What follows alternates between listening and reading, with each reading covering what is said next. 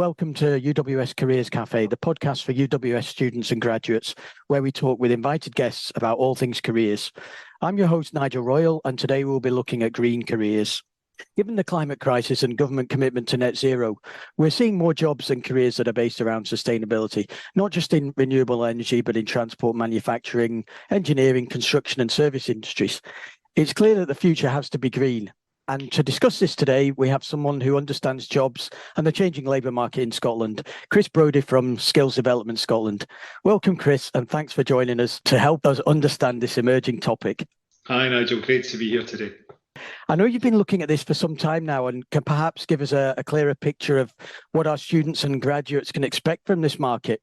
If we could start with a fairly basic question, what is the impact of the green transition or the green recovery on the job market, particularly for graduates in Scotland?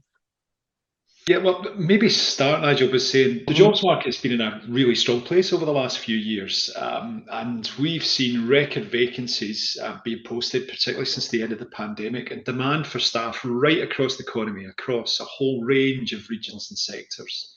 And at the moment, we're seeing quite a few hotspots in terms of employer demand, and some of them might actually surprise your listeners. So manufacturing and engineering in particular have got really strong order books. And we know that employers are looking for both newly qualified staff as well as experienced staff. As you kind of hinted at in your introduction, there's a major shift underway in terms of how we generate energy, moving from oil and gas towards renewable energy. That's also creating huge pressures in terms of grid transmission and energy distribution as well. Transport systems are decarbonising. There's major investment going into the housing infrastructure, and in particular the efficiency in heating housing. And if that's not enough, there's significant investment going in sectors like forestry and peatland restoration, also on climate adaptation and mitigation.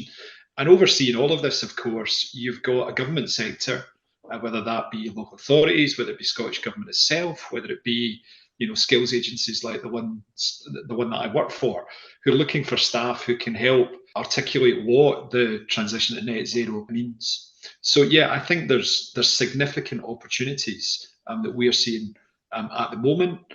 I think those are also going to intensify over the next couple of years, and that's for a couple of reasons. One of them is not obvious, but there is actually downward pressure on the available working age population in Scotland that we expect to continue for the next 10 to 25 years. So we've got this kind of dichotomy of an economy that's hungry for skills at a time when there's fewer people available for work. So if I was a student who was just about to graduate or had just recently graduated, large parts of the graduate job market, I think, are going to be in pretty rude health. Yeah, that's really interesting. I mean, it's not always the experience of graduates, because they do sometimes have difficulty, finding the jobs that they want, and that's maybe partly to do with a mismatch of disciplines and so on. But you certainly see that generally the jobs market is very buoyant at the moment. Yes, the jobs market is buoyant at the moment. Now, that's not exclusively about graduate jobs. That's about job requirements right across kind of the economy. But I'd maybe just pick up on a bit which we are just about to publish, which is looking at the investment that's going to take place in Scotland over the next 2 to 3 years, and where that investment is in support of Scotland's net zero ambitions. There's something like £90 billion worth of investment going to take place over the next 3 years. And of that £90 billion, £48 billion is already underway or is almost through planning. And that's a significant investment in Scotland's net zero future, but it's also going to drive significant demand for jobs and for skills. Wow, that's a huge amount of money, and that obviously will drive the jobs market for years to come. Yeah, that investment's, as you'd expected, kind of concentrated in our big city areas. It's around the northeast of Scotland. The northeast is the hub for energy transition across Scotland, indeed the UK. But it's also big investments going in Glasgow, particularly in housing, and in Edinburgh city region as well. Even if you look at what are perceived to be smaller parts of the country, like Highlands and Islands or south of Scotland, where you've got less dense populations and less dense business spaces. There's about £500 million of investment alone in the Highlands and Islands, and about £350 million of investment in the south of Scotland. So the transition to net zero will drive demand for skills and jobs right across the country. Yeah. So in terms of, we're thinking about what we're terming as green jobs, do you have a useful working definition for green job? It's a great question. And if you'd asked me that question about 2 years ago, I'd have said, no, there isn't actually a kind of working definition of green jobs. We partnered with University of Warwick and University of Strathclyde to wrestle with that very kind of question. And I think the work's come up with a really interesting way of thinking about green jobs. So there are three types broadly of green jobs, and I'm going to add a fourth of my own. But the first is jobs in new and emerging technologies. So jobs that will emerge because of the development of a new technology that supports the transition to net zero. A great example would be, jobs as a hydrogen engineer. If we use hydrogen as a significant fuel source or energy source over the next few years, there will be jobs emerging from that new and emerging technology. The second group is an interesting one. It's jobs that already exist in the labour market, but that we are going to need more of to deliver the transition to net zero. And the example that I often quote, partly because I trained as a town planner myself, is town planners. So if the transition to net zero is a major building project and engineering project, then you're going to need a significant number of planners to make sure that goes through this consenting process. The third one's also interesting. It's jobs that exist, but where the requirements or the implications of the transition to net zero means that the skills required to do that job are going to have to shift. And again, a really obvious example would be around a heating engineer. So up in the last 10 years, you needed to be trained to install a gas boiler. Actually, you're going to need to be trained and capable of installing things like air source heat pumps or ground source heat pumps. So that kind of three-way typology of jobs in new and emerging technologies, jobs that exist we need more of, jobs that require upskilling, I think is a really useful way of thinking about where you might be interested in working. But there is a catch.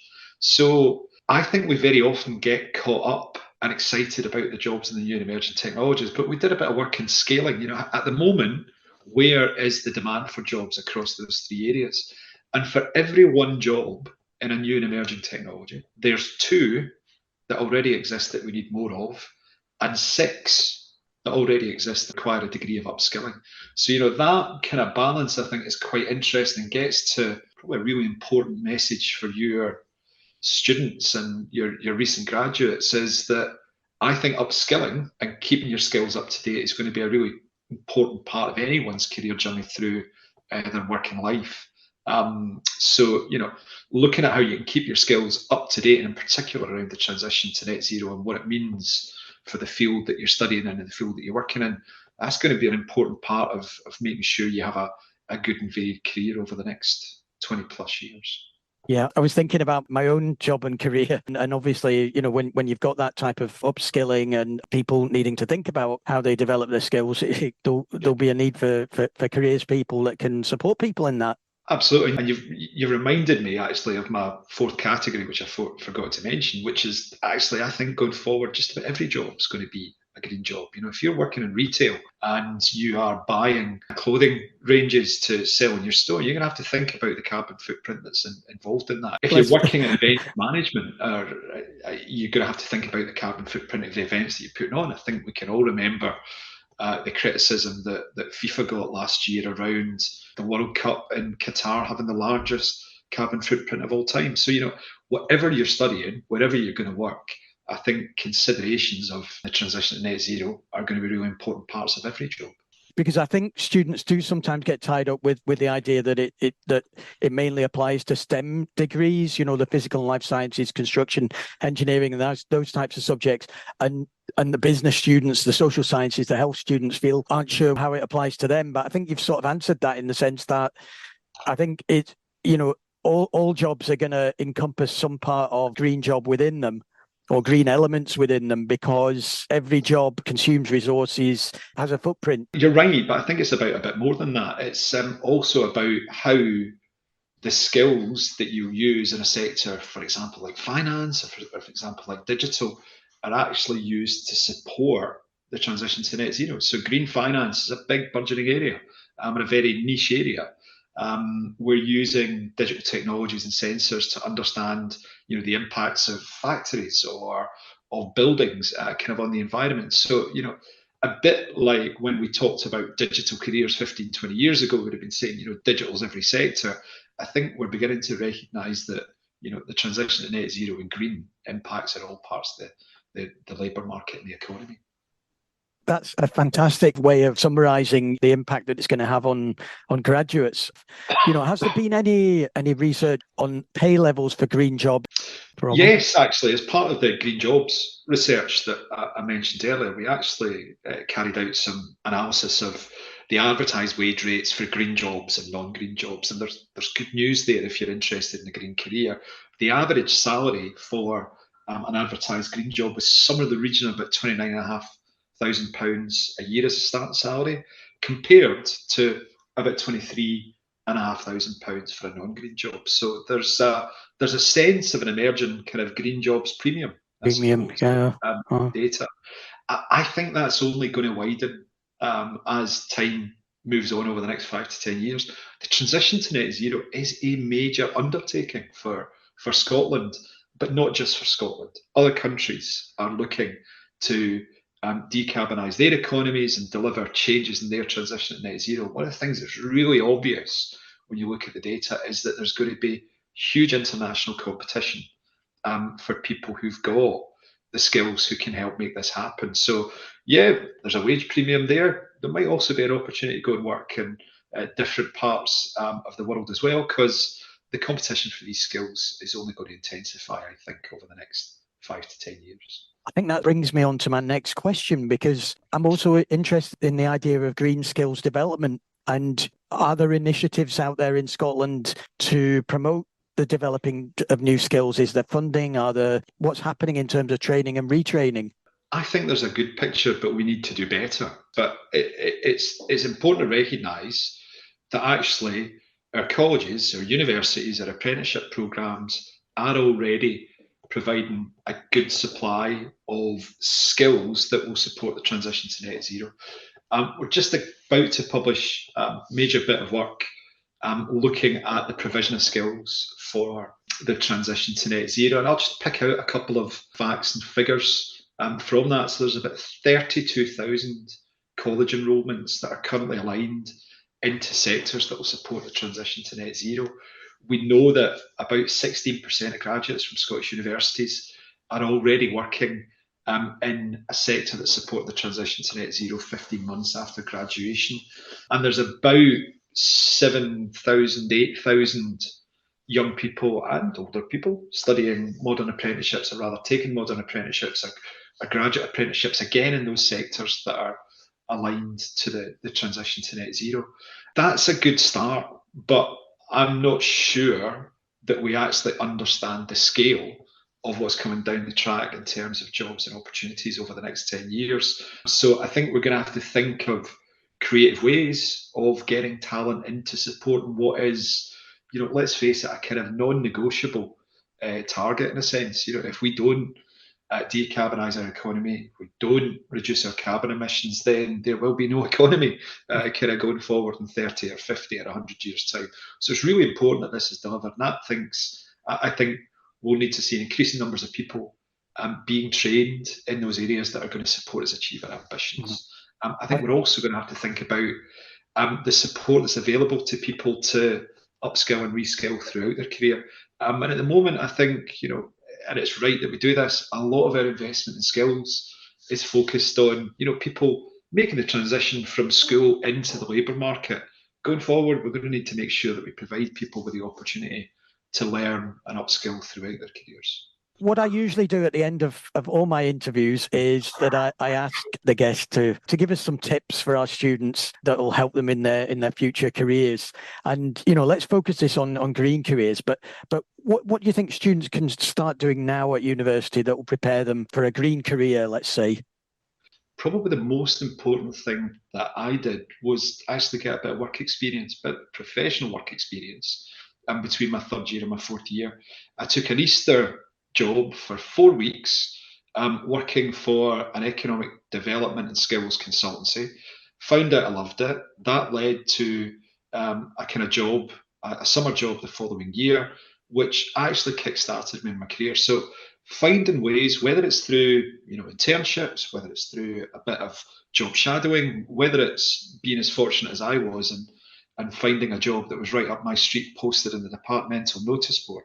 I think getting that experience of the working environment helps you, get a foot in the door, but also understand whether what you think you want to do at 20, 21, 22 is really what you want to do going forward. Yeah, no, that's a fantastic tip. And it's obviously something that as a careers advisor at the university, I can help students, to identify those work experience opportunities, linking in with companies and organizations. So thanks very much for your tips, but all that information as well about the burgeoning, sector of green careers, because it really does sound quite an optimistic picture in terms of the job opportunities, the new skills that are being developed. I look forward to seeing how that develops. But thanks very much for your input there. It's been really, really informative. Great, thanks, Nigel. And one last plug, if you're interested in finding out a bit more, get yourself onto the Skills Development Scotland website. We publish a whole range of information on future jobs, future careers across a range of sectors, even if you're not interested in a green career. So www.skillsdevelopmentscotland.co.uk. Have a look at our research and the evidence that's published by the team. Fantastic. We'll put that link in the description as well for students. So that's great. Thank you very much then, Chris. Thanks, Nigel. Great to see you. Well, I'd like to welcome Luke McLean, who's the University Estates Sustainability Officer. So welcome, Luke. Thanks very much for giving up your time to speak to us today. Thanks, Nigel. No problem at all. So I'm going to start off just ask you about your job at UWS, Estates Sustainability Officer. What does that involve? Yeah, certainly. So I'm part of a small sustainability team, and we sit within a wider department that's called Estates and Campus Services. And really to kind of, I suppose in a nutshell, what I kind of do day to day, the kind of aims of my role are really as part of delivering against the university's 2040 net zero commitment. That's kind of it in a nutshell. So we strategize and deliver plans and projects that seek to reduce the university's carbon emissions, effectively working towards that net zero goal by 2040. We work within the estates department because a lot of the emissions from operating a university come down to our buildings and heating them and powering them, which is pretty obvious. And with the university having multiple campuses, there's lots of buildings to account for. I joined the university back in kind of early spring, and I focused on developing new strategic plans in this kind of area, and that's involved working with lots of different interdisciplinary teams across the university, which has been kind of really interesting, quite exciting. And I've focused a lot on the area of travel and transport, aiming to kind of create a better understanding of the impact of all things travel within the context of the university. So that's the likes of business travel, commuting, student relocation travel, and that kind of complements things that are going on across other universities as well. So working with partners there, colleagues externally to tackle those areas. So presumably you're looking to perhaps reduce travel, but also make the travel that does happen more sustainable. Yeah, certainly, absolutely. So I think it's there's interesting since kind of this post-COVID sort of phase that we're in, a lot of people working from home. There's kind of been this quite significant bounce back in business travel, and people, naturally want to go places, want to visit them. But yeah, there's ways that people can do that, but reduce the impact. So that a lot of that is focused on less flying, less taxis, increasing the use of public transport. Really, just trying to kind of instill that thinking and decision making process, because by doing that you can certainly make quite a big impact. Yeah. So what was your degree and what further study have you undertaken? Yeah, so I didn't study anything really to do with buildings or maintenance. They're something that's how they work behind the scenes, and all the nuts and bolts that go into them is something I'm still learning. But no, so I studied a degree in applied chemistry. That was my undergraduate degree, and then kind of just thereafter I studied a master's degree in sustainable energy. So yeah, it's kind of more of that sort of sciencey engineering background, and not much focused on how buildings work. A lot of my colleagues, well, I think all my colleagues in my team know more about that than I do. But yeah, that's something that as part of my role, I'm kind of continuing to learn and develop my knowledge in. Yeah, that's fascinating, and I think it does emphasize the fact that sustainability is a kind of multidisciplinary area, and people often come from different backgrounds. You came from chemistry, but you could equally have come from engineering or from architecture or from one of the sort of building sciences, or perhaps even come from social sciences even. So could you tell us a bit about your career so far in sustainability? Yeah, certainly. So I didn't, when I kind of finished studying, I didn't go straight into what you might call a sustainability job or a green sector job. So I was studied in Glasgow, and I moved to Manchester after finishing up here, and I worked in a kind of procurement focused role at a small engineering firm. But although I got the opportunity to work around lots of different kind of business areas, and I kind of left that role because I was looking for something more formally to work in the kind of in the green space, in the green sector. And I jumped at an opportunity to do an internship in Spain, working for a startup where I was, and the team I still keep in touch with the team out there. They're designing basically solar panel charging solutions for public scooters. So effectively, these were quite novel, interesting solar panels that would be attached to the pavement, and they would charge the kind of electric scooters that you see around many cities and in Europe and all over the world. And that kind of gave me a bit more of a kind of formal start into that kind of more formal sustainability area. COVID kind of came along and scuppered the opportunity to stay out there working in Spain for longer. So decided to come home, and I started working for a kind of an organisation that works closely with the Scottish Government and Transport Scotland, focusing on sustainable transport. And my role was kind of doing consultancy work, helping a local government decide where to put the chargers for electric vehicles. So the public chargers that you kind of, you see on the street, and the kind of growing numbers of, and then also as part of that to help them transition their fleet of vehicles over to electric vehicles. And, coincidentally used to kind of work with the university now as part of that, because that's something that we, even now in my day-to-day role, have to kind of think about. But I think at that point decided that I wanted something kind of a little bit broader and kind of grow my kind of knowledge and expertise across lots of different sustainability areas. And that's kind of how I ended up working at the university. Yeah, I mean, that's just really interesting. So we've got an international dimension working in Spain. Can see the sort of you're interested in transport, and that's where you've focused on at UWS since then. But there's lots more opportunities at UWS to get involved in other areas, I guess. What I'd be interested in talking about now is what types of skills and knowledge that you're using on a daily basis in your job at UWS. Yeah, so a lot of our work, I suppose, probably quite naturally involves dealing with numbers and jargon and technical information. And a lot of what we do from our reports and plans and projects is trying to discern all of that kind of maybe harder to understand information into what is more accessible for decision makers. I think if you tell somebody, oh, if we made this decision and we did this, it would save however many X tons of CO2. It's like, put it in kind of more real terms, how many London buses is that? How many transatlantic plane trips is it, things like that. So a lot of it is trying to take that kind of information, number heavy information, and try to make it more understandable really for the everyday everyday kind of consumer of it. So it sounds like it's a lot of data. You're doing a lot of the number crunching, the data, and then you're making that palatable for decision makers. Yeah, absolutely, certainly. That's kind of it in a nutshell, really. Yeah. Fantastic. What any other skills that you're using? It's obviously a communication job. Communication skills is something that's kind of key.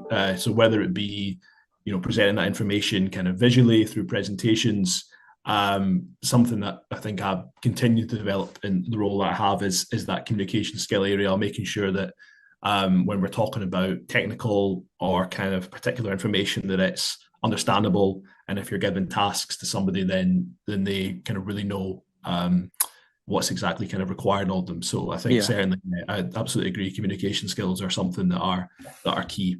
Yeah, and you mentioned, a lot of your work is about building strategies. So there's kind of strategy skills, really. I would say, being able to build a workable strategy is a skill in itself, isn't it? Yeah, absolutely. And I think that the communication skill element comes into that as well. The university is a complex organization with lots of different teams and interests. So you need to employ those communication skills to work with other teams that might have different kind of priorities or perspectives on certain areas, and try to marry them all together. So yeah, absolutely. The strategic approach is something that I've kind of been developing, and that working with other teams and individuals with other interests is certainly something that's helped.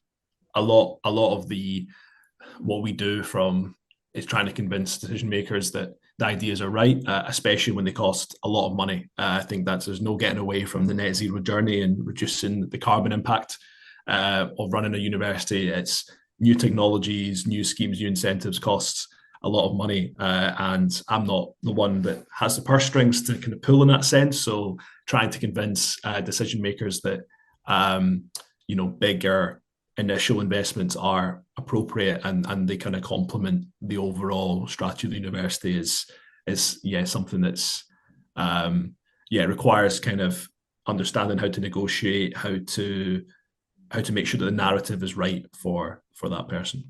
Yeah, absolutely.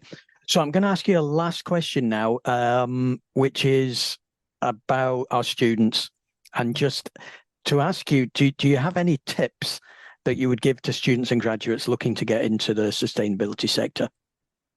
Yes, I think there's no harm in kind of getting general experience in a role. I think if you want to kind of go into the sort of green sector area and you're doing a position that is not exactly what you thought it might be, I think don't be disheartened. There's a lot of value in developing business acumen and understanding the world of work first. I would look at there's a growing kind of obviously level of interest in this area, and more organizations are looking at how they can address climate challenges, and they're kind of growing their respective teams around this area. So I would look at and research those kind of organizations, look at the opportunities to kind of get involved working in there, because they, if you kind of get your foot in the door, then they may have opportunities for you to kind of move into more kind of that formal thing. And I think, be open-minded about what a green job might entail. I think you said it earlier on, Nigel, that especially in my team, there's people from a variety of different backgrounds that have had lengthy careers and then maybe find themselves, thinking about these things that they weren't aware of however many years ago or weren't kind of thought about. So there's lots of different things that you can do that all relate to the kind of the green sector and addressing the climate emergency. No, that's a really good tip, actually, to, the idea of getting started, learning your industry, and then branching out into the sustainability area. No matter what area you're working in, it's likely that having that sustainability knowledge and being able to apply that is going to be useful. So thanks very much for your input there, Luke, and your tips and advice. And I'm sure I'll be speaking to you again in your role as Estate Sustainability Officer. So thanks very much for your time today. Thanks, Nigel. Yeah, pleasure speaking to you. You have been listening to the UWS Careers Cafe, the podcast from UWS Careers team with hosts Una Ramsey and Nigel Royle, where we talk about everything related to student and graduate careers. If you have enjoyed listening to this episode, please check out the others in the series. Also, you can follow the link in the description to our website, where you will find an amazing array of career resources to help you forge your path to a rewarding career.